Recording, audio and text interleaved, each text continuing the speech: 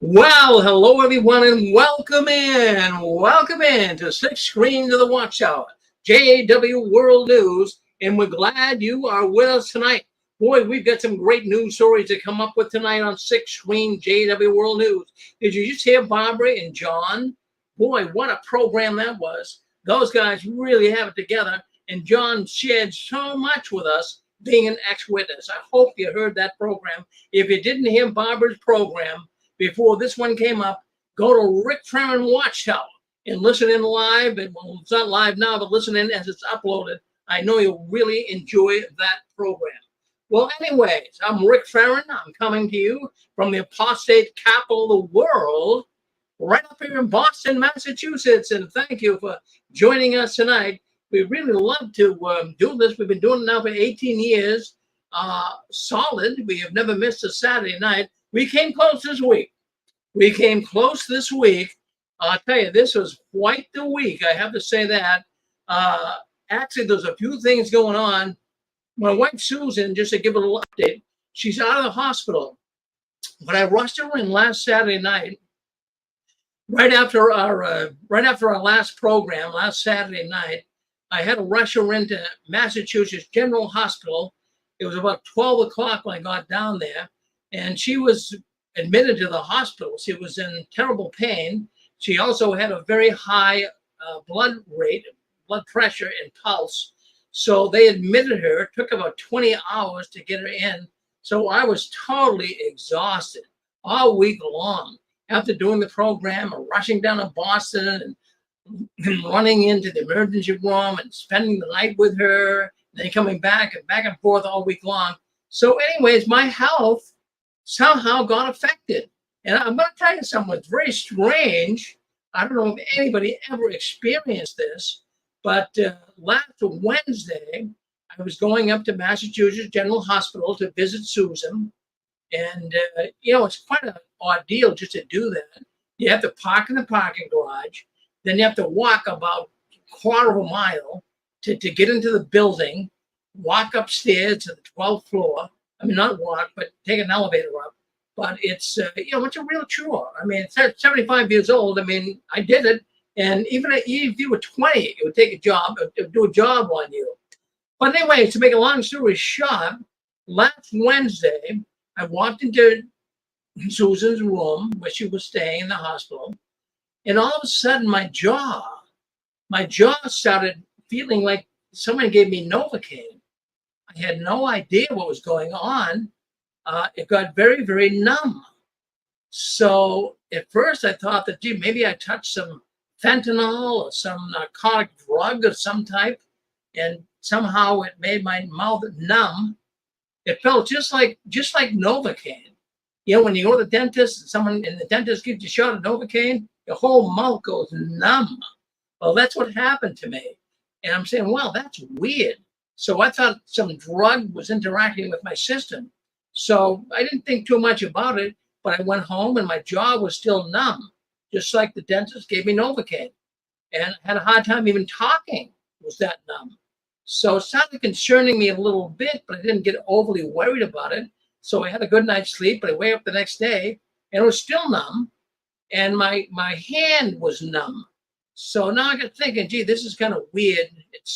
This is a health issue. What is it? So I was still able to go into the hospital. It wasn't that bad. I didn't feel bad. Didn't have a headache or anything. So I went back in the hospital, and boy, my whole side of my face was numb.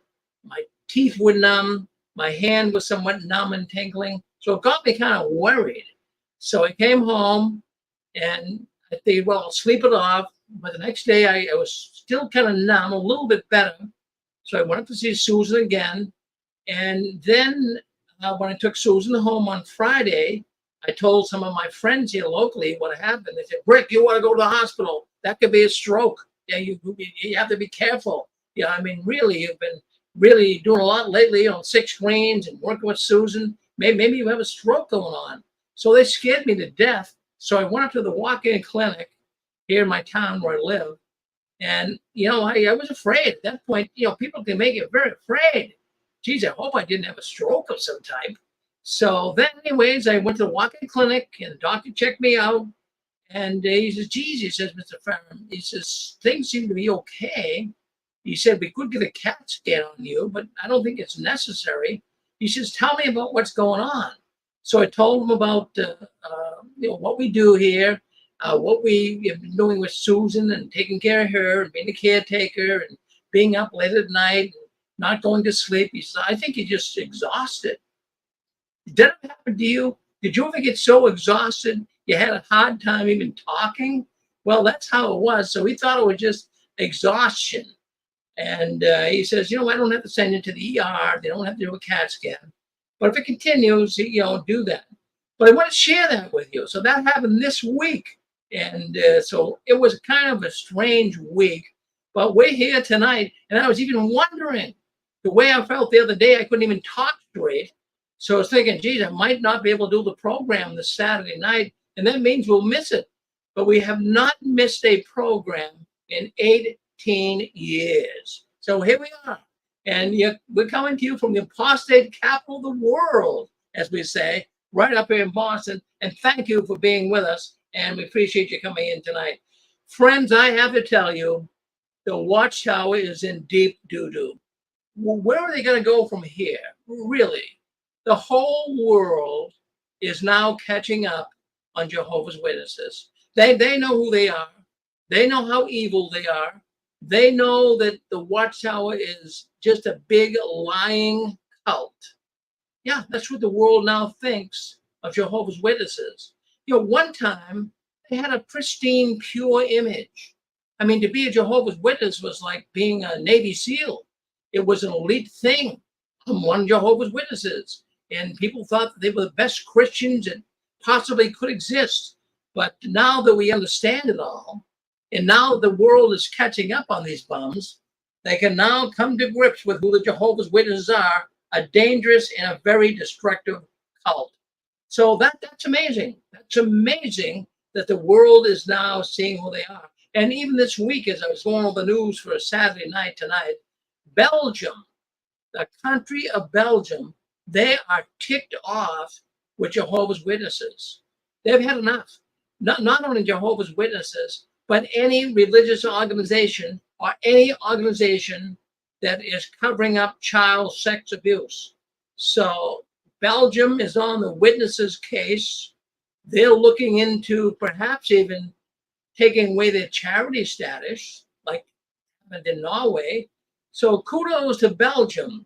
And of course, Japan. Japan also is looking into the problem Jehovah's Witnesses create in families.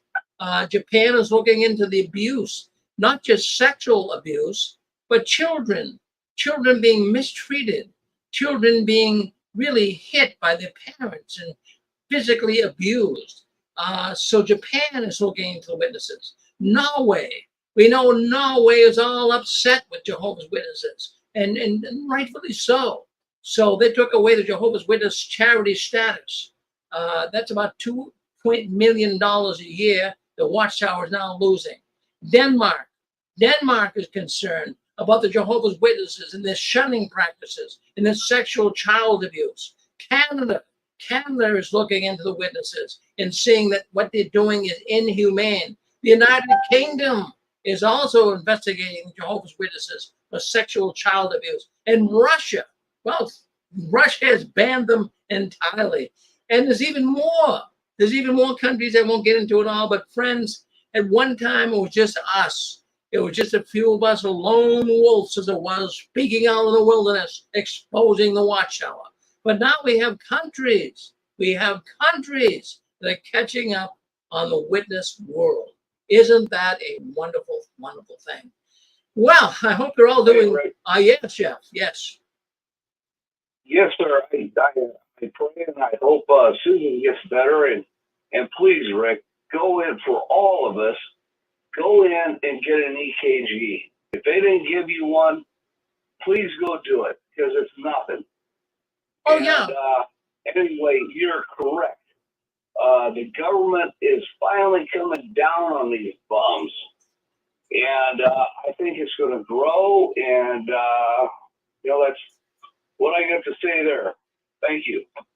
Well, yeah, it's going to continue to grow. More and more countries, Jeff, are looking into the misdealings of the Watchtower operation. I mean, really, I think it's a wonderful thing. One time though, wasn't this way. We as No, it wasn't. we as individuals exposing the Watchtower, we never got any traction. We never got any points up on the scoreboard. But we're getting them now, so that's a wonderful thing. Thank you, Jeff, for chiming in with us. Yeah, It is, sir. thank you. Thank you. All righty. Well, anyways, I'm going to put a picture up here. Let me put a picture up here. I want to, if you're watching on YouTube and Facebook, I want you to see this creep. This guy is a real creep. Well, there he is right there. That is the latest sexual abuser, child sex abuser in the Watchtower. He's a former Jehovah's Witness elder. And this is the second, just this week, he was actually involved in a second sexual assault on a child in England, in Cork, England. That's his picture. This man, folks, I'm going to tell you right now, I don't talk about all the time. Every time I do the news, there's always something that comes up about child sex abusers in the Watchtower. Now, this man right here, he is a serial offender. He's a former Jehovah's Witness elder, and he was jailed for sexually assaulting a young girl back in the 1980s. His name is Joseph Keys. Brother Keys, we'll call him that, 81 years old. Can you imagine 81 years old and still trying to be a pervert? I mean, I don't know what it is with men get old and they become perverts. Well, this guy's 81, but I'll give you the whole story because when you hear the whole story, you're going to say, what? I can't believe it. Well, anyways, he lives in Cork County, that's in England. And years ago, back in the 1980s, brother Joseph Keys, he sexually abused a young girl. In fact, he abused her between the ages of 6 and 8 years old back in the 1980s. And you know what he did? This is typical pervert. He took the little girl out for driving lesson. That's what he said he would do. So he sat the girl on his lap in the car, and he says he got sexually excited. Well, you don't do stuff like that, Brother Keys. You don't put a little girl on your lap and pretend that you're going to teach her how to drive. So he got all sexually excited, and then he did the worst thing you could possibly think of. He sexually assaulted the young girl. Now, this is what really gets ugly. And I usually, as I say, don't get into sexual abuse cases too deep. But this one was over the top. I had to talk a little more about it. Let's just remove this right here so you can see me again. All right. So that was him. But what got me really perturbed about this particular story is now here he is, 81 years old. And the girl, the little 6-year-old, well, so actually she was a young girl, probably 7 or 8 years old at the time. But the one that was sitting on her lap as he gave her driver lessons. Well, she's older now. She's in her 40s. So now what this kook does, Brother Keys, he tried to get a hold of his first victim, that girl that's now 40, the woman that's 40, and he's trying to get a hold of her daughter on Instagram. I mean, is this guy sick or what?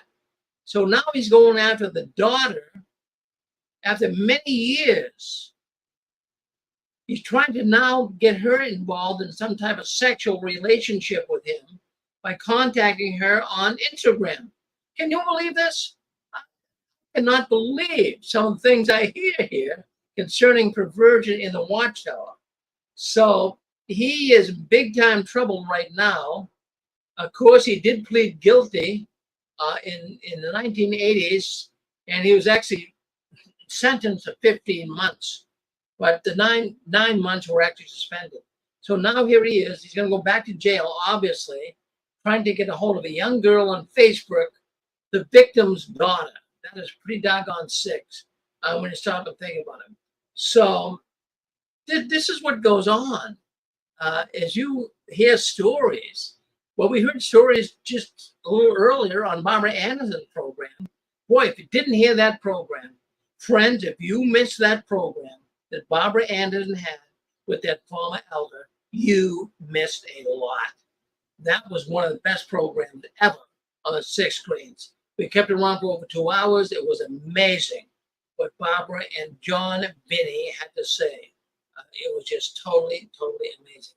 Well, I just wanted to bring that up tonight and just give you an idea of the perversion that goes on in Watchtower. Even this guy, Keys, Brother Keys, he said his spiritual side was very important to him. Well, how important is a spiritual side to you when you have a desire to rape young children? I mean, these people can say whatever they want to. I mean, is that a real spiritual side? Well, what spiritual side would you be on if you're going to have the desire or the propensity to actually rape a little girl? I can't believe it. He says that he found it very helpful and practical going out and giving people the message of the Bible. But yet at the same time, he's involved in behavior like this. Friends, there's something sick with this. That's why I wanted to bring it up tonight. So he says, I have also been blessed with a very close relationship with Jehovah, my God. Well, I have to tell you, I don't know how close Jehovah would want to be involved with a relationship with a man that has devious behavior or a woman that has devious behavior. I have to say, it's a nice game. Maybe you want to present that to the court, but it doesn't fly here in the 6 screens. It really, really doesn't. Well, thank you for coming in here tonight. We got a lot more to talk about here tonight on 6 screens. If you'd like to say something about this story, are you getting sick of the child sex abuse in the Watchtower? Is it really starting to get to you? I know it's getting to a lot of people, but if you'd like to speak up and say something, well, go ahead. Come on right now and hit *6 on your telephone pad and come on and say hello. I'd really love to have you speak up. What do you think? What do you think about these countries coming down on the Jehovah's Witnesses? What do you think about the sexual perversion in the Watchtower? Really, when you stop and think about it, there's a lot that's happening right now, and don't let it go over your head. Don't let it go over your head. 906, Northern Peninsula of we get the Northern Peninsula of Michigan. Come on, Ken. Yes, Mr. Farron. Yes. Thanks for taking my call there. I was listening to the program with interest there, and yeah, I'm like yourself. I'm sick and tired of hearing about the pedophile abuse and the rape victims and all that, not only in the Watchtower Society, but all over the place. So it's about time that there's some investigations going on. It's about time the government gets involved and starts prosecuting these people, because they claim to be Christian, representing the supreme authority and all that. Well, they're nothing but criminals and all that. How can you be both, So I just hope that things start catching fire like it is in the other country. I just hope that the investigations start picking up here in the U.S. Well, I believe they will, Ken. I really, really do. I mean, the world is now catching up on these people, so I think it's going to happen. Thank you, Ken, for calling in. Let's go to... thank you. We'll keep listening, and thanks for taking my call. Well, we've got 978. It looks like Dick Boogie. Hello, Dick. Hey, good evening, Rick. Rick, I heard somebody told me just recently that the Watchtower has done away with the 2-witness rule. Did you hear that? No, I haven't. No. Well, I was told that. I was just wondering if you know. Thank you, Rick. All right. Well, thank you, Dick. No, I haven't heard that. That would be a good thing if they did. I haven't heard it. I'm sure. Well, not sure. I mean, this week's been kind of busy for me, so I haven't been able to really research things too much. But if someone has heard that, go ahead and email me and tell me. and I'll come back and tell Dick. Okay, well, who else wants to speak up? We did have, I think we had Dan on. I think we had Dan Clock on. Dan, come on back if you like. Oh, Hey there, Rick, are you there? yeah, right. Yeah, yes, I am. Go ahead, Dan. Yeah, I just want to say, Rick, I'm so glad that they're seeing beyond the whitewashed graves. I'm so glad. They're painted up so beautiful. Everything looks so good. But I'll tell you, we just did a few interviews lately. We just did another interview with a lady who's been raped, and oh my God. We did an interview with another guy today, and I'm telling you, he's so frustrated, this guy we had on today. He said, people can't see beyond the whitewash, but these political people are starting to see beyond it. And this whole thing, Rick, do you remember what they used to say about the Catholics, why there was pedophilia in there? Do you remember why they said that was so? Was it because the priest couldn't marry? Yeah, they couldn't marry. They couldn't develop properly. So here you got millions of people who can't even hold a girl's hand. My dad saw me hold the girl's hand, and he came down the road 60 miles an hour, slid up to my legs, grabbed me by the hair, yanked me in the car. What the hell are you doing, that worldly woman? Get your ass. You know, I'm like, whoa, Dad, whoa. You know, I thought he was going to kill me. And what does that do to me? What does that do to people? You suppress. And so this is what happened with the Catholics. They suppress. You know, men walking around so horny they bump into a wall and have an orgasm. You know what I mean? This is what they're doing to people. And then they've got people that are a house divided against themselves. Something wakes up in adolescence. They don't talk about it. Pluck your eyeballs out if they're making you stumble. Pummel your body and lead it as a slave. They're leading these people down roads of perversion. And it's sickening. It's sickening. That's why they go to porn. Oh, I didn't do it. I just went to a porn shop. They're forcing them into porn and dark internet and all this stuff because they can't come out and say to an elder, oh, I did this. And I've said it before, I've done it, but I'm so glad. I'm so glad people are being sued. Like you said, that show Barbara Anderson just did. People are being sued. The Watchtower is even hiding that. Keep it on the low profile. Don't say nothing. Gag orders. I mean, so that they don't say nothing. So we're out here thinking, you know, Watchtower's winning. Watchtower's not winning.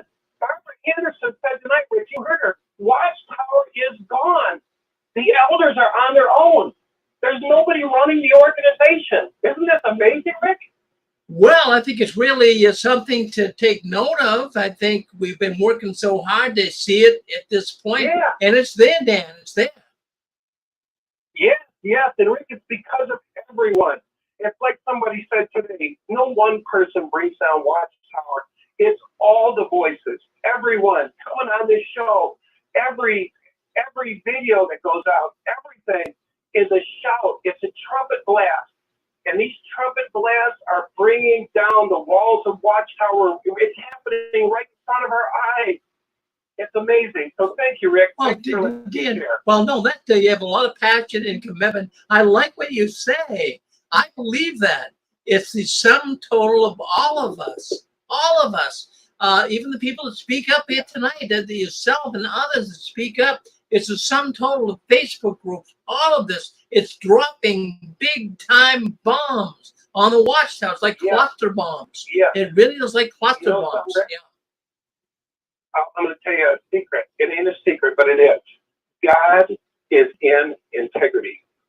We think we're just speaking. God is in that voice of integrity. Well, God's not at the lower end of the scale. God's in integrity. God's in truth. So when we speak the truth and we speak to the heart, we're speaking to other people's heart. It's God speaking through us. Truth is God. Isn't that wonderful? The truth is setting everyone free. Well, it's enough, Dan, to make us all do the happy dance. Seriously, we are seeing some great. We are seeing great things. We were dancing tonight. We're like, my God, it's going down. It's going down. It's withering away. I just pray for those who have used this, that don't know anything else. It's everything to them. You know, like when my mother died, I looked her in the eye and said, Mom, I never left Jehovah. And we left this organization. Yeah. These men.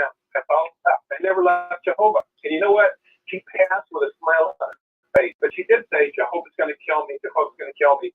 And that's sad to me that the brainwashing, went so deep. But Rick, I'm talking to people now. They're coming out fast and they're landing on their feet. The guy I talked to tonight, I said, how long have you been out? He's doing this deep research. He went through divorce. He said, nothing's going to stop me. He's not angry. I'm like, how are you people? I'm hearing them. How the hell are you people coming out and landing on your feet and not having to go into social workers and, psychiatrists? I'm like blown away. I told this guy, I love you, man. His name's Quint. He just got out. And I'm like, you went through all that and you're on here doing activism? Rick, people are getting set free. And they said it's because of these channels. It's because of these internet. It's because of what's going on here. It's quicker now. There's a quickening going on. It's exciting. Well, in fact, it's very exciting. Dan, this is the most exciting time. I mean, I've been doing the program for 18 years. I have never been this excited. It's unbelievable. Thank you, Dan. Thank you, Dan. Thank you. Appreciate it. Go ahead. We have 540. Come on back, 540. Yeah, I think that's our good friend Pixie. Hello, Pixie. I just wanted to say, if you have that numbness again, get to the ER as soon as you can. And also, I do not have a hard time for the demonstration that's going to be on the Halloween day. But I do have some good advice for anyone that will be attending. Do not drive your own car into Washington, D.C. Park at a metro station or your hotel and take the metro into Lafayette Square. Well, why do you say that? Because there are no parking spaces in D.C. that don't cost an arm and a leg. And the metro will go right there to where you need to be. Well, if all goes well, I hope to be down there. I hope to be down there to film the whole thing. So, Right. I mean, there will be some parking, will there? I think you will know more than I do. Well, if your hotel is nearby, of course, that would be a good thing. If you book a hotel in D.C., that would be very good. But rather than walking, use the metro. It's very convenient and very safe. And it should get you, if you have a hotel in D.C., it should get you from near your hotel to very near where it will be. So use the metro or cabs if you're near, a short cab ride is not expensive. But C-SPAN should be told because they will cover it and broadcast it nationally. And again, I don't have a time when it starts and ends, but use Metro and use the cabs. And it sounds like it's going to be fantastic, and I wish I could be there to join. Yeah, well, I've been invited there. I get the signs. I've got a lot of good signs. They want to bring those. Wonderful. So if all goes well, I'm going to be there. And but I have equipment. I have broadcast equipment. It's like I got to pull in with cameras, and I've got telephone lines and all of that. So I might have to drive. Did you get a permit to put? Did you get a permit to put sticks up? Well, they said that they got a permit. I'm not the one organizing it. I'm just helping them out. Okay, good. But anyways, I do have a lot of equipment, so I'll have to drive in. I mean, if I have to pay to park, that's fine. But I got I got tables, I got noose, I got signs, I got a lot of stuff. So it'd be hard to carry it on the subway, Yeah. Well, you might be able to find a parking space, but for most people that are attending, the Metro is your best. And if you have a cab in town, if you have a hotel in town, then a cab or Metro, either one is inexpensive. Well, what I'll do is I can letter my son my van up with 6 screens, news, media. That'd be good. Maybe they'll allow me to be there with that. They probably will. That's a very, very good idea. So I will do that. Yeah. Okay. All right. Thank you, Have a Pixie. good time. Well, thank you. Okay. All right. Okay. Let's go. Okay. Let's go to. Looks like. Is that you? I think that's. Okay. 239. Go ahead. 239. I'm sorry to interrupt. Joseph, EBC. Hold on, Dick, for 1 second. Go ahead, Travis. You're on with us. I wanted to bring out how you can get the world to pay attention to the protest. Like I told you, if you go on the Nobel Prize website, you go under contact, you should just submit your forms to the cause, and the Nobel Committee will consider the cause you're trying to support. And this goes for the organizer for the Be Free 2023 organizer too, because I encourage ex-JWs, like I told you before, I encourage ex-JWs to go for the Nobel Peace Prize because you guys are making history by making a difference. Well, it is making a difference. Well, thank you, Travis, for bringing that up. We appreciate you calling into the program. Let's go back to Dick Borgie. Dick, what do you have to say? Dick, go ahead, Dick. If anybody deserves the Peace Prize, it would be you. And I'm not being facetious. You've saved a lot of people's lives, and you've got a lot of people talking. I mean, Jehovah's Witnesses aren't the only cult out there. There's a lot of parallels between Jehovah's Witnesses and Scientology and the Mission, a dozen others. But yeah, for all the activism you've done, how much you poured into it yourself, yeah, you get my vote. Thank you. Thank you very much, Dick. I appreciate that. All right, well, let's take a look. Let's see what else is going on behind the curtains of the Watchtower. Okay, I'm going to mute. Okay, fine. Mute some ones here. Boy, I'll tell you what, things are happening. We get that protest coming up in Washington, D.C. It's supposed to be the biggest protest ever. I'm going to do my best to get there. I get the signs. I'm going to get down there if all goes well and be able to stand on the front line, boots to the ground, as they say. All right, let's take a look. Okay, the Public Information Department of the Watchtower. Are you familiar with that? Are you familiar with what they're doing as of late? The Public Information Department, PID, as they call it. I believe they're shooting themselves in the foot. I really do, especially with this guy, Hendricks, Robert Hendricks. Man, I'm telling you, he's a snake oil salesman. There's no question about it. I'm going to play a video. I'm going to have you take a look and see some things he's saying. But he is a disgusting liar. I don't mind saying it. I will say it. Watchtower come after me. Send me a certified letter. I'll take it. I'll defend myself in court. That Hendricks man that you're using is a disgusting liar. He does not tell the truth. He doesn't. He has the audacity to come on and do YouTube videos in local television channels. That's what he's doing. They're picking out local television channels where this Hendricks comes on. He tries to make an attempt to make the Jehovah's Witness cult seem harmless to outsiders. That's what the Watchtower is doing right now. They're using these local news channels and local newspapers. I'm sure they're paying them. It's like an infomercial. And they're using these channels, or these networks, if you would, these newspapers, to actually make the Jehovah's Witnesses look like they're harmless to outsiders. Can you believe that? Now, we know the Jehovah's Witnesses are not harmless to outsiders. We know they're a dangerous and a destructive cult. Let's do this. I want to play a video for you. Just give me a second here.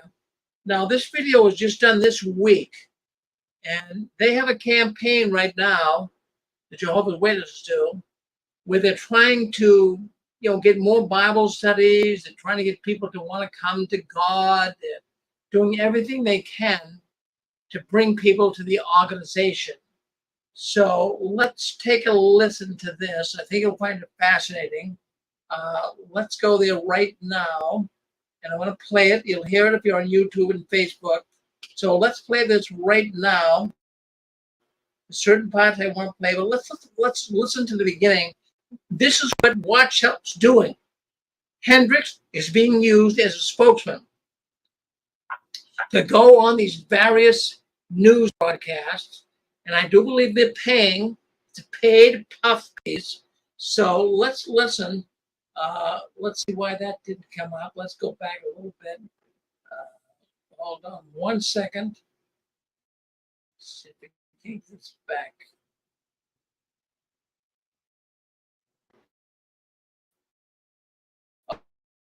Okay, listen right now. Just 1 second. Just want to check one thing here. Okay, we're going to share this now. So get a load of this. I want you to listen to it. I want you to give your thoughts on what you think. It's all a bunch of baloney. Listen in. Welcome back to the WHHI Daily News.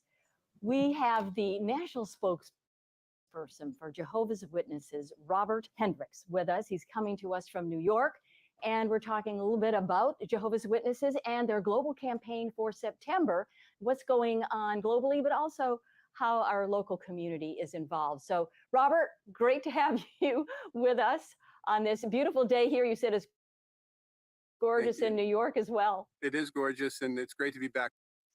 You know, it's so sickening to me, and we'll continue playing this, but it's so sickening to see this man come on and be a disgusting liar.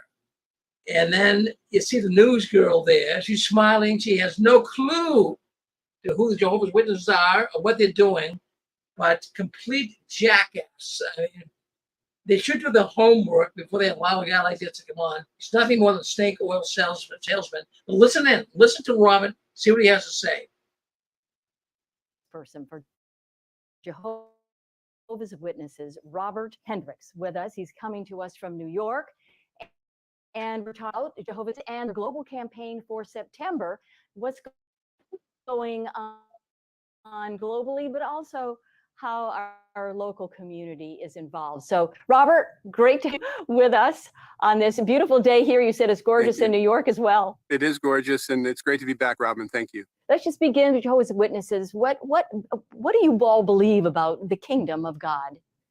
Well, we believe what the Bible teaches, and we go back to the Sermon on the Mount of Jesus Christ. He taught us to pray. We call it the Lord's Prayer, the model prayer. And many over the last 2,000 years have uttered this prayer over and over again, where he talked about thy kingdom come, or in the vernacular, let your kingdom come, let your will take place as in heaven, also on the earth, which basically means the kingdom would be king of the earth. I mean, really, what he's trying to do here now is appeal to people. They're saying how they follow Jesus. They're saying how Jesus is going to set up a kingdom. I mean, how foolish is that? We know darn well they don't talk about Jesus much at all. They lie through their teeth. But let's move on. I want to move on. I want to go about 4 minutes in. Let's go to 4 minutes in, and then I want to play this for you. Listen here.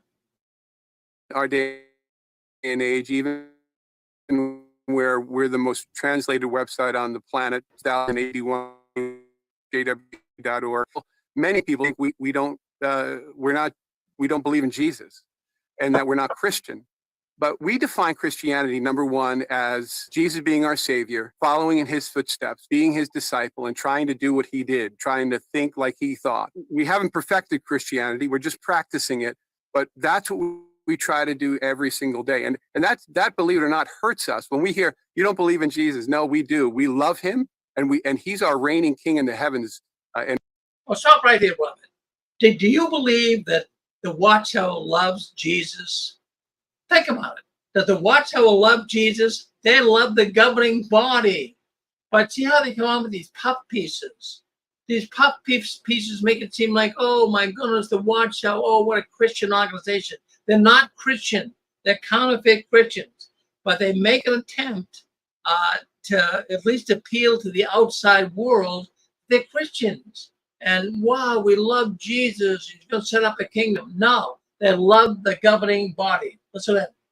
And we're counting on him to step in and fix the affairs of this earth very soon. Thank you so much.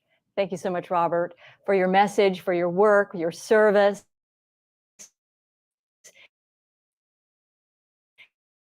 And all the Jehovah's Witnesses throughout the world, and particularly locally, doing their work. So, well, I believe that was out of South Carolina. That woman, she should be slapped across the face. She's a bad journalist. Did she do her homework? Does she know who the Jehovah's Witnesses are? I mean, all the pedophilia, child sex abuse, the shunning. She's coming on with a big smile on her face. She puts some lipstick on, some makeup on. She comes in, she's cozying up to Hendricks. What a bunch of baloney. I mean, really, how much can you take? What? That is propaganda at its best. And they're making it seem like, oh, the Jehovah's Witnesses, what a wonderful organization. Lady, do your homework. Okay, let's, well, you know who Hendricks is. You can see him there. He is a snake oil salesman, seriously. He's not a good man. I have brought him up many times before. He certainly is not doing the job that he should be doing.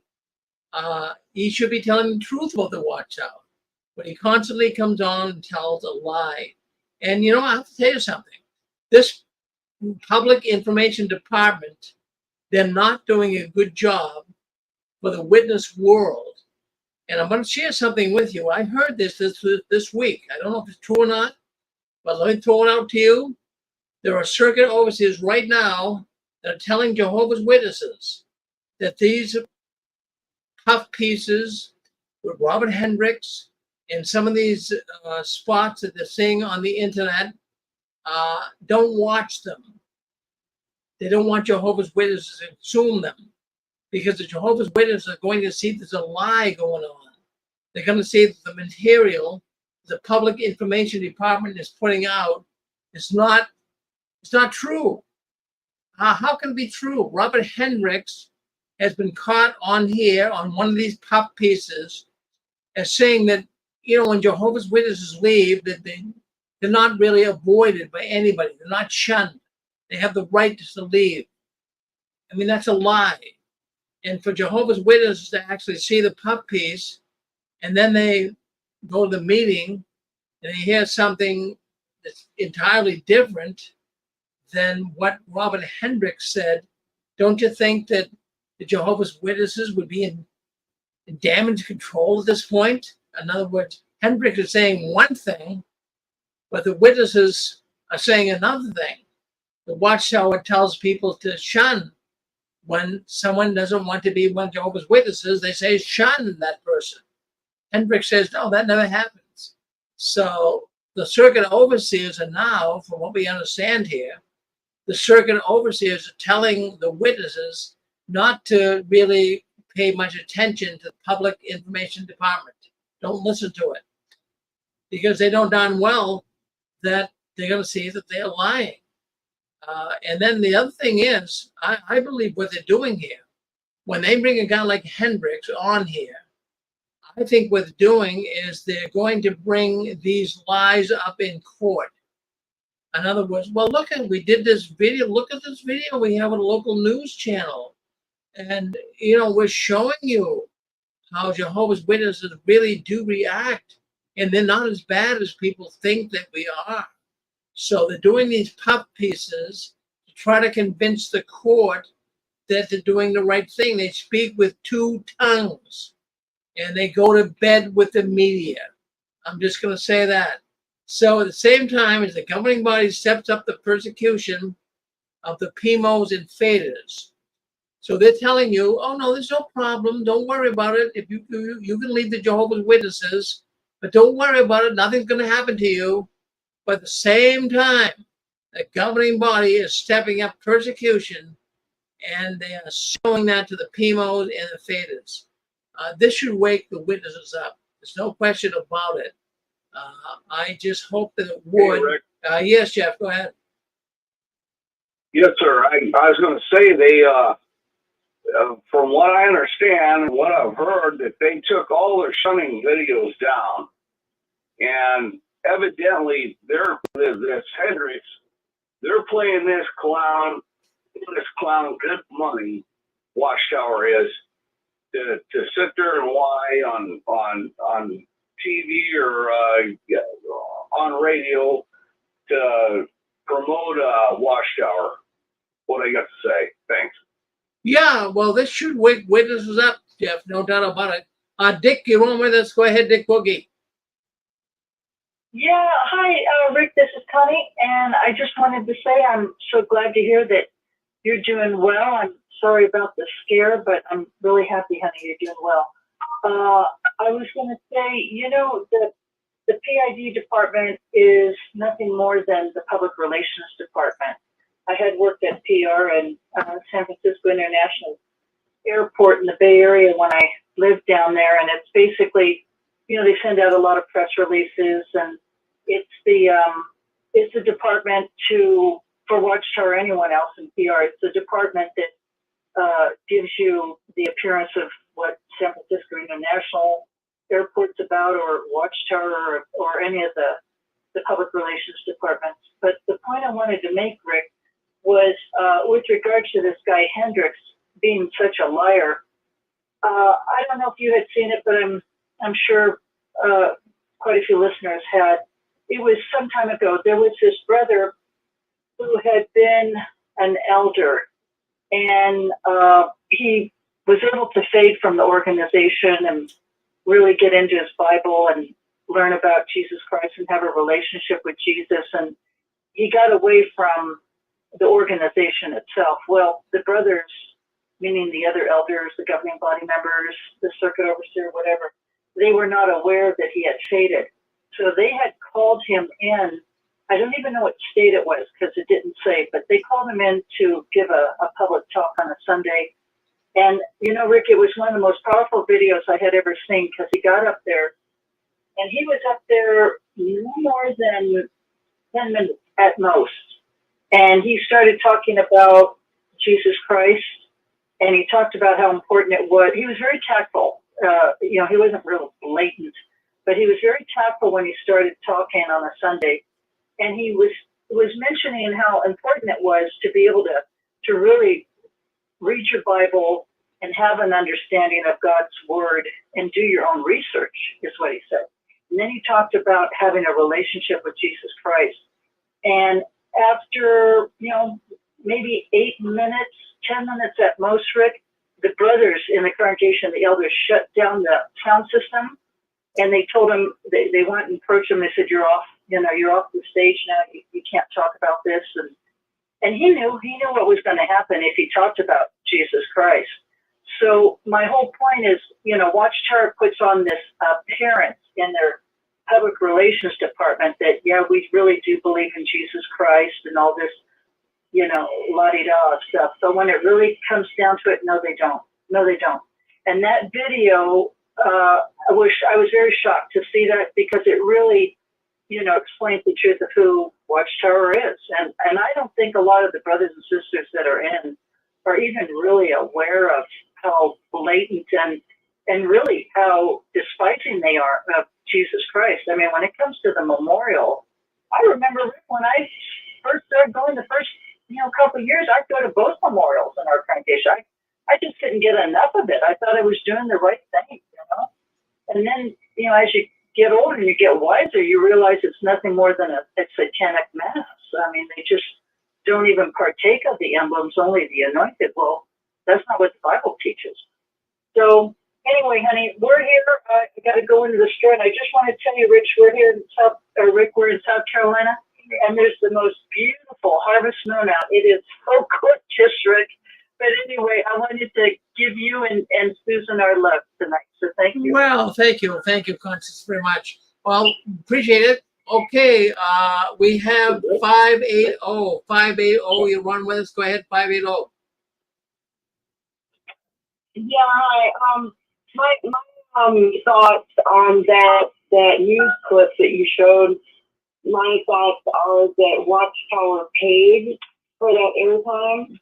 I think that she was provided with questions she's supposed to ask, and they had a scripted answers for it.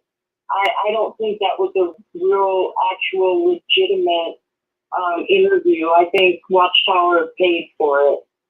Thank you. Well, Denise, I think you're a very smart woman. That's exactly what they did. That's exactly what they did.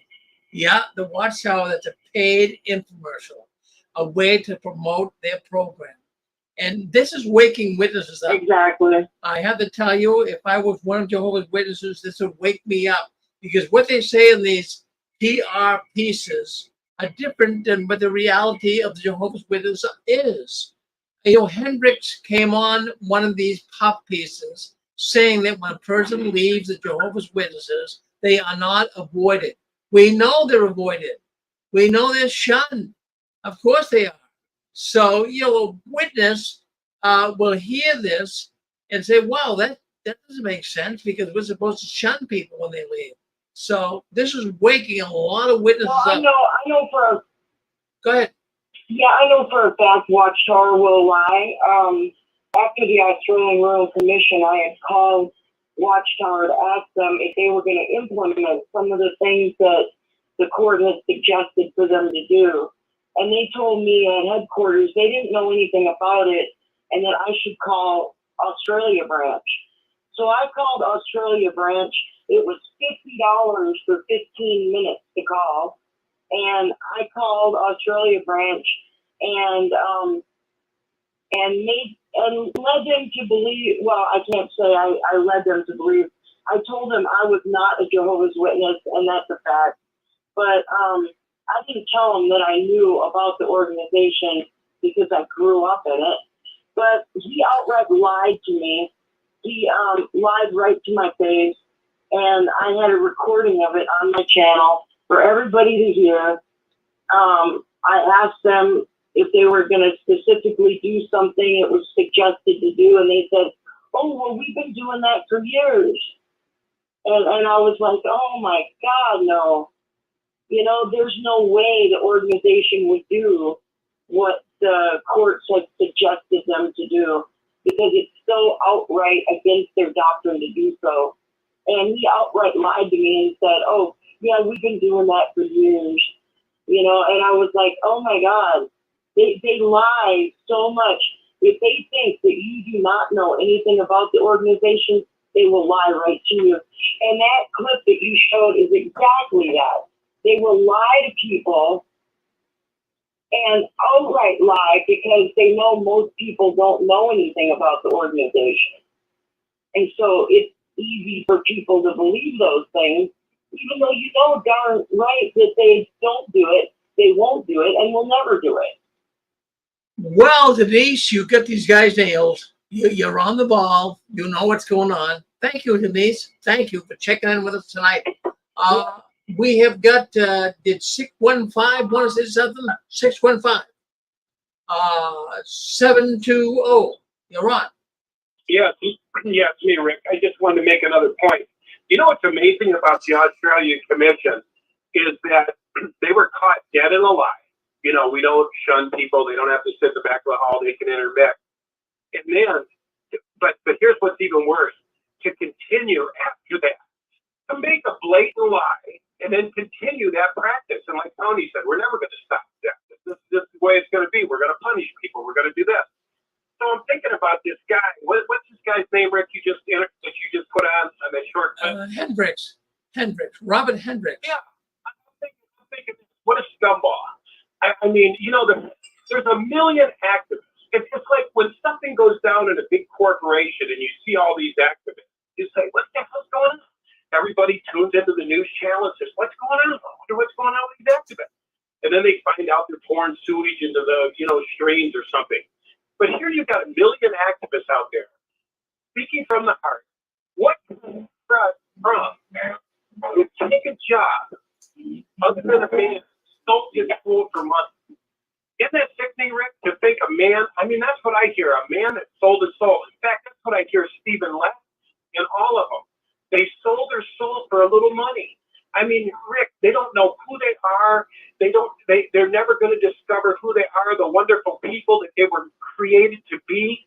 And they've chosen money, lucre over their whole self who God intended them to be.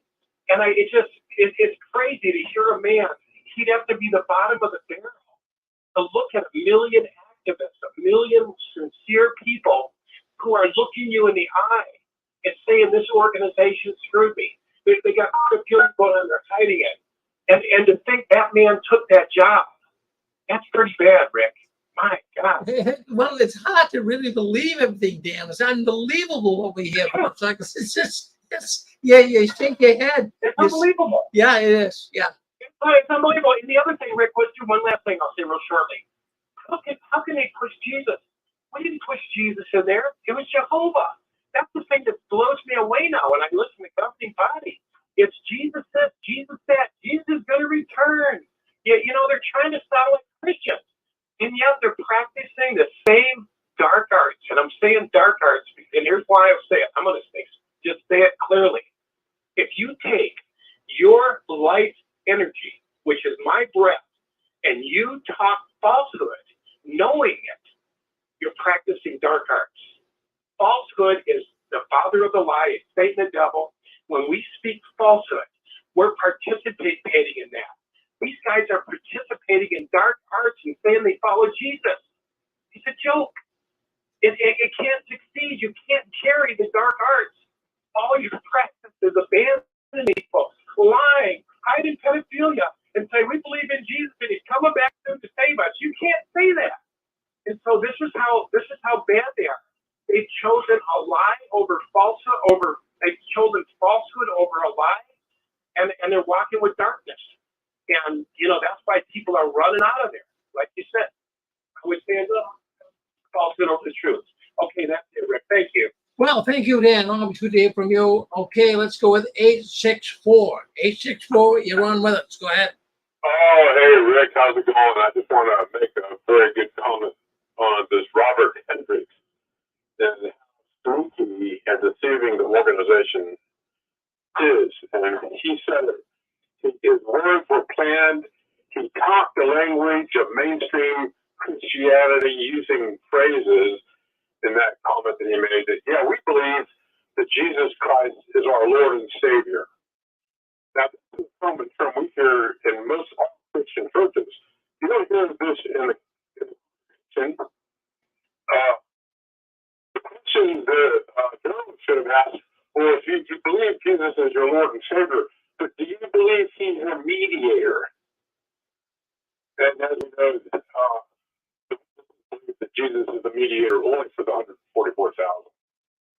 So the deception was clear, and you made a very good point. I appreciate you putting that on the program. Thank you very much. Well, that was good. That really got your attention. Thank you very much for calling in. Let's go to 978. Looks like Dick Boogie once again. Go ahead, Dick. Yeah, thank you, Rick. It doesn't make much sense at all to ask the brothers to send their books back to Bethel in New York so they can have a museum. They're going to be selling out Kingdom Halls to buy a museum, set up museums. There's so much lies. That is lies. That's deception, and that's censorship. They don't want the mercantile to know what's going on, so they tell them, don't listen to our PR person. I think back to the Truth Book, which I studied and became a witness to the Truth Book. Until 1975 came and went, nothing happened. They came up with a Paradise Earth book, and they rewrote it. They rewrote the history and everything else. The Watchtower is just a bunch of lies. Thanks, Rick. Well, yes, it is, Dick. I have to agree with you 100%. Let's go to the Northern Peninsula of Michigan. 906, you're on with us. Go ahead. Mr. Farron? Yes, go ahead. Yeah, I was listening to that interview with Mr. Lett with a lot of interest there, and I can attest to the fact that the Watchtower Society is real nice to you when they come to your door and all that, and as long as you agree with them, as long as you're friendly with them and everything like that, they're real nice to you. They couldn't be more polite. But they always come to you with the story is, we're glad to have somebody like you around that's so nice to us and all that, because man, we're being persecuted. People are rude to us and everything like that and so forth. And we get some pretty nasty language used on us and so forth. Yeah, be that as it may, and everything like that. I guess there's other ways that you can say no to the Watchtower Society, and I agree that some of that stuff is not exactly ethical. But you turn around right now, and if you start disagreeing with them, or if you start helping out somebody that maybe was abused by them and so forth, like I did and so forth, pretty soon the difference is between night and day. Pretty soon their attitude towards you is pitch darkness when you turn around and say, like I did, try to help somebody else that was abused by him and so forth. So that ended the relationship with me and them right then and there and so forth. So goes to show you what the Watchtower Society's attitude is and how they treat people. Well, thank you, Ken. Thank you always for checking in. Yeah. Appreciate it. Okay. Well, anyways, let's move on. We got more stories to talk about here tonight. But the thing is, the Watchtower, before we leave this story, I just want to bring one thought up. The narrow gate. I mean, when we were witnesses, we always heard about the narrow gate, right? The narrow gate. Few will go into the narrow gate. This will be the Jehovah's Witnesses. Well, I'm looking at the narrow gate is turning into a roach hotel. That's right. The narrow gate is turning into a roach hotel. You can check in, but you can't check out. And that's exactly what's happening. They're really trying to close the gap on the people leaving the Watchtower, doing everything they possibly can to stop the hemorrhage. So anyways, we're glad we get to discuss this story tonight. We're glad you're with us. We really are. Anyways, I just wanted to say to you folks, you might hear my voice being a little numb tonight. My face was numb this week, overtired, they told me, at the hospital. So I'll just have to work with it. So just bear with me. Sometimes you might not hear it come out exactly the way I want it to sound. But thank you for listening in tonight to JEW World News. Well, let's go on. I came across this story as well. Why are more women attracted to the Watchtower? Well, did you guys think about this at all? There are way more women in the Watchtower than there are men. Well, why is this? I mean, people have different thoughts on it. Maybe you have your thoughts on it. But it seems like this sect attracts women. And, a few thoughts that I came up with is that women in the Jehovah's Witness organization, they're put into an inferior position. They are treated inferior to man. And thus they seem to be more submissive. The Watchtower really manipulates women. And I'm sure many listening to this program tonight will agree with me. Of course, those that were born into the sect, they were able to connect with it even more than a man would connect with it. Women like a sense of community. Now, I'll get your feelings on it as well. I don't want you to think that I'm trying to identify exactly what women think, but some thoughts I have come up with here today as I was going over this newscast on why is it that more Jehovah's Witness women than there are men? There are way more Jehovah's Witnesses in the organization than there are men. Now, the thing is, the women, they're taught to be very quiet. They're taught to be submissive, right? Your husband will take the lead. Your husband is the head of the house. We know all of that. So women tend to be more submissive. Women tend to have a value to community more than men. Men seem to be more comfortable having a small societal circle. Women love to have a large societal circle. They love to have the camaraderie, the community, if you would, of the Jehovah's Witness organization. And there's been scientific studies that have been done that observe women, they tend to be more religious than men. Did you know that? Yeah, women seem to be more religious than men by a wide margin, not a little bit, a wide margin. Women seem to be more religious than men. So that could be one of the reasons why there are more Jehovah's Witness women than there are men. Now, I've been getting emails coming in here to the 6 screens, and people have been writing me, and they've been telling me that they have so many male friends that have left Watchtower. It seems like there are more men leaving the Watchtower right now than there are females leaving the Watchtower. Now, maybe, I mean, this isn't an exact science. I'm only going on what people have been writing me and telling me. Women seem to be different adherents to the Watchtower than men. A lot of women, now please don't misunderstand what I'm saying. I want to listen to what you guys have to say as well. But let me just bring some of these thoughts out. Women in the Watchtower, they are really looking for a man in many cases. Even my wife, my former wife, when she was young, she was looking for a young person that was spiritually minded. So they're looking, they want to stay in the organization until they find their Jehovah's Witness man. So that's one of the reasons why Jehovah's Witnesses women are more attracted to the Watchtower and have a tendency to stay in longer than the men do. So men, and another thought too, you may disagree, and I'll be opening the lines up for your thoughts on this, but my feelings are men tend to be more logical. Don't take that offensively, please, sisters. Don't take that offensively. Men tend to be more logical. Women tend to be more emotional. So studies show that many decisions are based on emotions. So let me repeat that.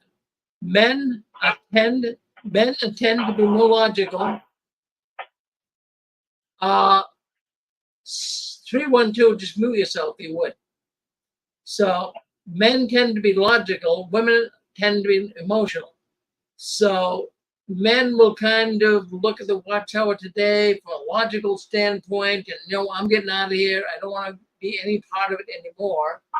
But women try to look at things emotionally. But I want to stay in. I don't want to rock the boat. I don't want to get people upset with me. So there's something going on here that should be discussed. So what do you think? I mean, there are more women than men in the Watchtower. There are more men leaving the Watchtower now than women. So go ahead. What do you think? 720. What do you think? Go ahead. Okay, let's go to 312. 312, Chicago. Come on in. What do you think? This is Sept. Yes. I think not so much from an emotionality standpoint. I think it's just being in the organization as a female that they are not going to be privy to certain things that the males are going to be privy to, the ministerial servants, the elders, on and on. At least that's the way the organization is expected to behave. So I think it's that they just don't know a lot of the things that are actually going on. And then if and when they hear about it, of course, the brainwashing kicks in and they're told to ignore it, just like you just said earlier, that the CEO said not to go out and listen to this idiot. So that kicks in, and that just kind of eclipses their ability maybe to actually go out and process that information. But I think it's just that they're not privy to this. They just don't know what's going on. Well, that's interesting, Stephan. Do you feel there's more women in the organization than men?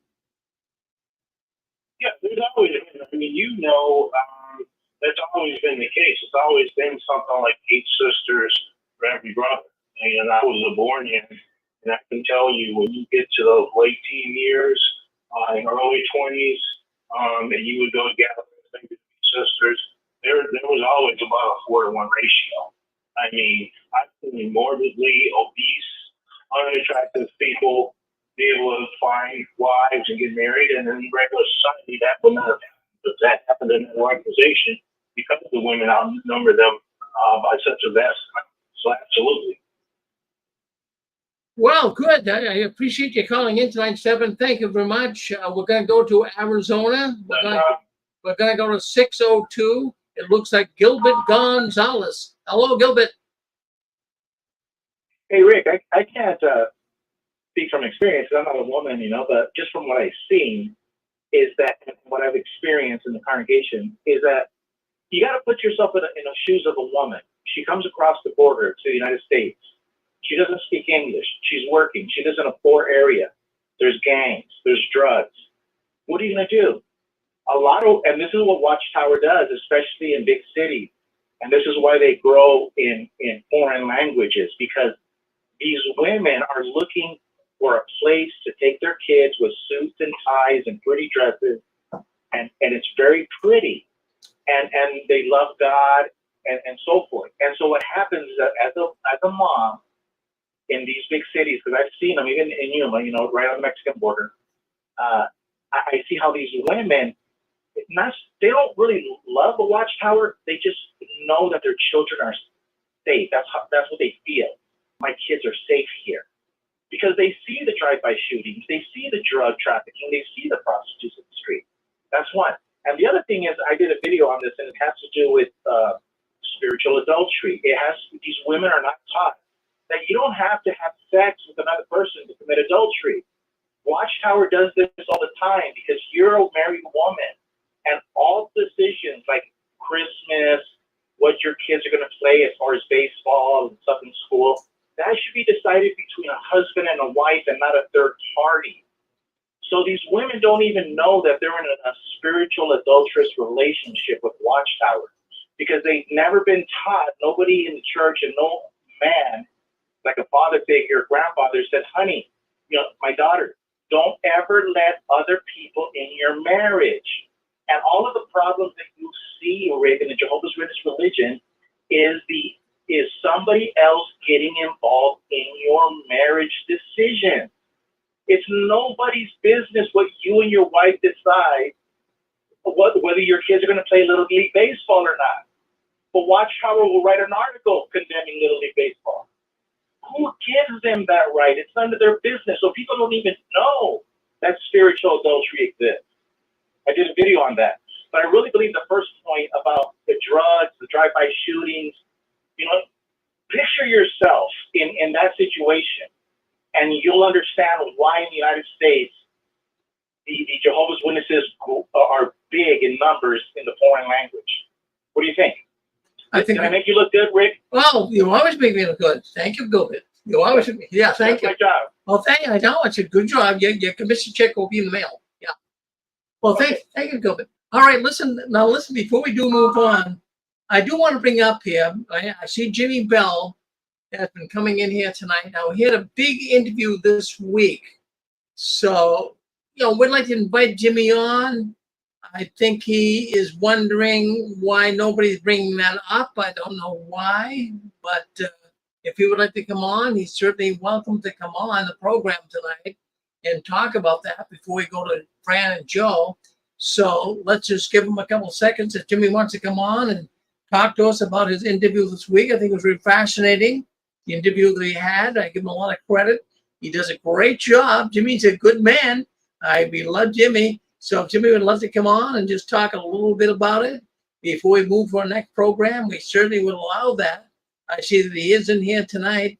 So if you would like to come on and talk about it, yes, come on, Jimmy, and talk a little bit about what went on this week. We would love to hear it, and we can get the audience to remark as well. So if you'd like to come on, by all means, you're welcome to do that. Well, anyways, my goodness gracious, what a week this has been. The Watchtower continues to get in deeper doo-doo. They are really not in any way backing off. The Watchtower is so tarnished. It's so tarnished right now. It's hard to really even explain what's happening. You guys see it. I see it every week. The news that's coming across the internet is just unbelievable. And I think it's great that we continue to hear such stuff. Jimmy Bell, if you'd like to come on, I see that you have been on YouTube here writing. If you would like to come on and talk about your call with Selena this week, that certainly is something that we would have you do. We have Austin, Texas, 737. Come on, say hello to us. Hello. Yes.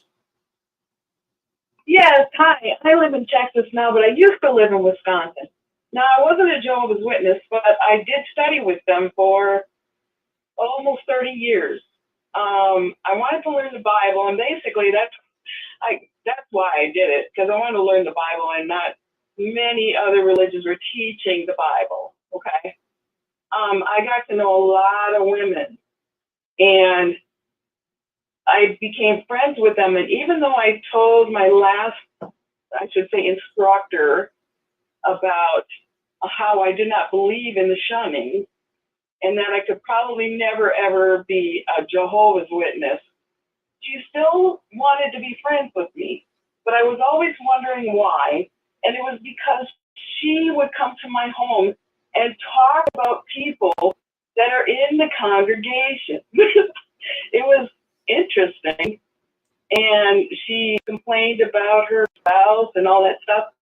But now, watching your show, I noticed that stuff does go on in the congregation where you can't talk to other people. And it was very interesting to me. And I do have two other friends that helped me get a job, and they were both Jehovah's Witnesses, and they both did the same thing when we were at work. They would complain about people and their husbands and things like that because they can't talk to anybody in the congregation. So I thought it was absolutely interesting, and at the same time, it was disturbing to me because I couldn't do that. You know, and I wasn't even in the Jehovah's Witness. I didn't get baptized. I did go to meetings. I went to the conventions in Green Bay, Wisconsin. Okay. I live in Texas now. And it was very, sometimes it made me uncomfortable. And I did pick out things that they were saying that was contradictory to the Bible because I had read it twice. So there was a few things that I didn't like, but she was my friend. We had a lot in common, so I still sometimes are in touch with her. And she doesn't turn me away, but I have never talked about what was going on with the sexual abuse and things like that to her. So I'm sure she would turn me away. And with my sister, she's the same way. She had studied over 35 years with her friend. She said something about the sexual abuse, and now they're not speaking to one another anymore. So it's just absolutely crazy, I think. Well, thank you very much for calling in, sister. It's, I think this is your first time, right?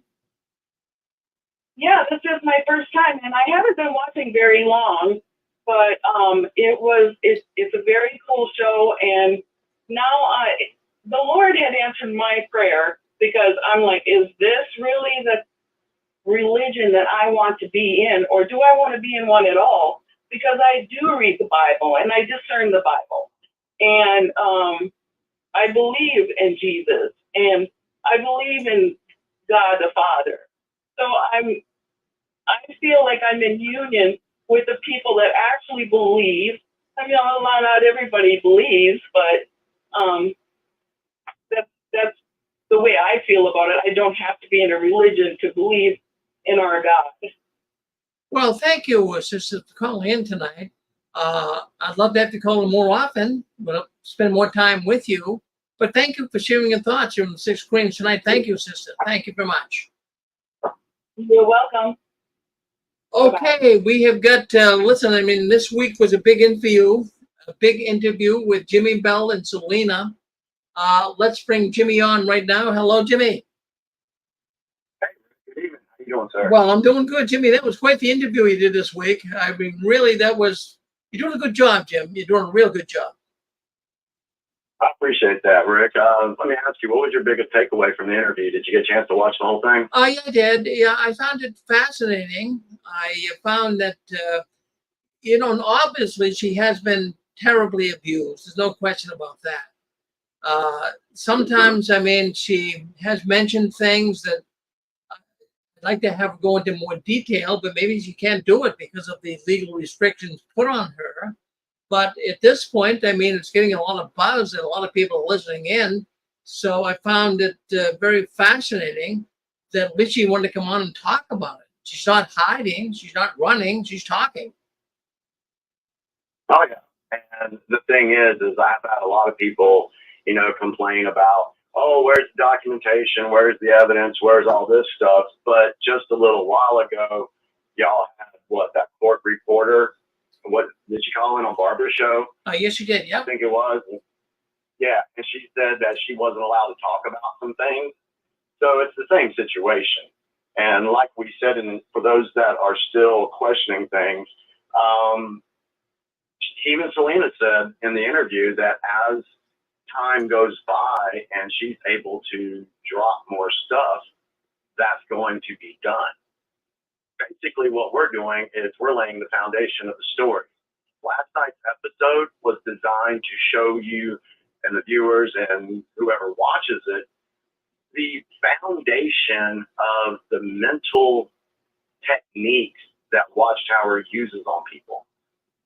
And I think that's what a lot of people are failing to understand. They just want to focus on Selena. They want that salacious information. And they're not focusing on what she says about the psychology of Watchtower and how they've manipulated all of us for so long. And this is just not something new. I mean, if you look at Christy Ann did 2 videos about the governing body back in the 60s and 70s and 80s. So this is a systematic thing that Watchtower's been doing. And I had a few folks in the comments say, oh, well, Jimmy, why you find this interesting? It's not being talked about. Well, I do find it interesting and wasn't being talked about because in the last 3 days, we've had the interview with Selena. We've had the interview with Lisa. Dan and Angela did that. And I put information on my Facebook page of another girl that came out this morning because she saw our videos. So this child sexual abuse, child trafficking stuff within Watchtower, that needs to be talked about. And I don't know if it's because people feel uncomfortable talking about it or they don't want to talk about it.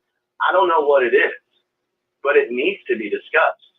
And to clarify a point, a lot of people talk about, well, we should talk about shunning. Okay, yes, shunning is horrible. Shunning is disgusting. It's hurt a lot of lives. It's caused people to commit suicide. But if you're going to go up against Watchtower, you need to go after them with something criminal. Can someone answer this question? Can you go to jail for shunning someone? Think about that. Can you go to jail for shunning someone? Can Watchtower be held liable in court for shunning people, especially here in the United States? The answer to that is no. So what do you have to do? You have to go after them with something that is criminal. And that's what CFA is. I just wish folks would talk a little bit more about that. Yeah. Go ahead. You're on with us. Go ahead.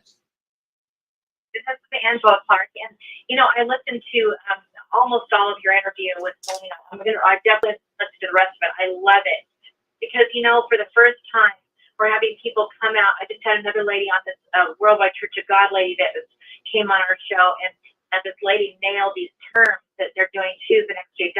So, talking about the terms that I don't know, they sound Latin to me. Then she kind of describes how they work. But then you came on with Selena. She's describing all the work she did in college and her deep studies that she did, understanding that the Montauk Project. If you've heard of the Montauk Project, it's all that experiment, the MK Ultra. Well, look at these gals coming on saying that they're working with the CIA, the FBI. They're all in on this thing. So they know these techniques, and they're very versed in it, and very educated. They're very complicated, and you've got to learn the techniques, but they're highly evolved and complicated, and they are using every one of these techniques that the Jehovah's Witnesses operatives are, that are using CIA agents, FBI agents, and governmental agencies to harass and abuse or sex traffic these girls. And they're using these incredible mind techniques of control that are incredible. And we see it every day just in how that they deal with us when we try to come up with our things we have to say against them. We're shot down with these incredible words. Like even that guy David that came on here a few weeks ago, the way he was asking everyone, the way he dealt with us, it was like those kind of type of tactics that they work very, very well, and they shut everybody down. And I'm like, wow, I think we all need to study into this and learn it. Maybe we can catch these freaks. If we can learn that they have studied these techniques, then we can get them, and then we can prove that they have learned them and taught them to people that they hire, and that they know what they're doing. That's where we ought to go with this. Yeah, I totally agree with that, because there's a lot of people that don't understand what those projects are. They don't understand what those techniques are, and a lot of folks just don't want to look into it, and that's where we're missing the boat on that. So that's how I feel about that. And as far as any future correspondence with Selena, as soon as I got off the phone, as soon as the interview was done last night, she texted me and she said, "My husband wants to talk to you." And so I had a great conversation with him, and I'll just let everybody know that the next interview that we will be doing will include me, Selena, Bo Benson, JW Whistleblower is his YouTube channel, and her husband. Because if folks are going to question Selena, I want you to go ahead and question her husband too. This guy, he's an atheist. One thing he told me that was very interesting last night is he's never had a belief system because he was brought up atheist. So he didn't understand what it was like for ex-Jehovah's Witnesses to have their belief system shattered. He didn't understand that. So Selena had to explain it to him and say, "Hey, this is what they do. This is what it's about." And let's just say he was really wanting to say some stuff last night on the live chat, but I said, let's just wait. Let's talk about it later and go from there. So, folks, this story is just, for a lot of folks that have been dealing with this, they've been dealing with it for years. And a lot of you folks are just hearing about it for the first time. So let us tell the story. Let us show how evil Watchtower is. Let us show you how they are involved in governmental stuff and what they do, like Angela said. So, yeah. And so for the folks that liked the video, and gave good comments, and understood what was going on, thank you. And for folks that don't, read the comments. Look at how many people in the comments came out and said, "Hey, this happened to me too." And you got so many people coming out right now feeling brave and strong because others are setting that trail to allow other folks to feel comfortable to come out and speak out against this. So when folks question a CSA victim, or they question their credibility, that's fine. Like Selena said, hey, she's not going to hate on anybody because that's just the way we've all been programmed. And it's good that you're questioning things, but be careful about being absolute about stuff. Quit assuming things. Well, we have someone who wants to speak up here. We got 860. Come on, 860. You're on with Jimmy Bell. Go ahead. That must be me, Rick. Deborah. Go ahead, Deborah. Jimmy. Is Jimmy still there? He's still here, yeah. Hi, Jimmy. I just want to commend you, and I appreciate your videos and everything that you're doing as much as I do, Rick. Getting on the subject of disfellowshipping, and when you were talking to the previous caller, I'm thinking, now, wait a minute. Why haven't XJWs who have been in and out of the court system with Watchtower, okay? They're disfellowshipped. All right, people aren't talking to them. Why aren't they suing for defamation of character? I can't answer that because I'm not in their. You know where I'm coming from with this, though? Do you understand? Yeah, like why hasn't a former elder come out and said this stuff, or why hasn't a former CEO come out and said this stuff? I've had that question, and I can't speak for them personally, but I can give my speculation. I'm speculating here. Maybe they don't want to talk about it because it was horrific. Maybe they just want to let it go. Maybe they've been threatened that if they do talk about it, something bad will happen to them. Yeah. I mean, we're dealing with an evil organization here. Exactly. They are willing to do anything they can to protect themselves. Yeah, exactly. But see, like, I've been disfellowshipped. Well, I don't even know if I was disfellowshipped. I just up and left. But yeah, me too.